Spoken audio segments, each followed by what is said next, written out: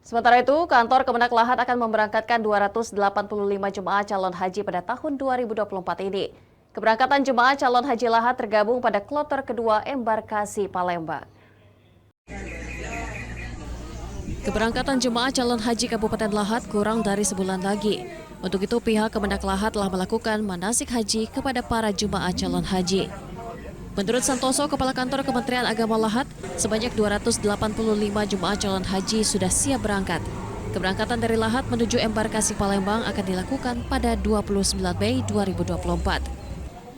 Jemaah asal Lahat sendiri masuk pada kelompok terbang kedua.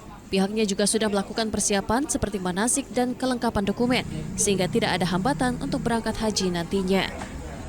Persiapan jamaah haji Kabupaten Lahat yang insya Allah tergabung dalam kloter gelombang kedua yang insya Allah akan diberangkatkan di tanggal 29 Mei itu berjumlah jamaah haji kurang lebih 285. Nah 285 ini alhamdulillah kemarin sudah diberikan bimbingan manasik haji baik di tingkat kecamatan maupun tingkat Kabupaten Lahat. Santoso meminta para jemaah calon haji menjaga kesehatan demi terselenggaranya ibadah haji yang maksimal. Karena berhaji bukan hanya soal beribadah saja, melainkan butuh fisik yang sehat untuk bisa mengikuti setiap rangkaian ibadah haji agar menjadi haji yang mabrur. Dari Lahat, Sumatera Selatan, Bala Putra, iNews, laporkan.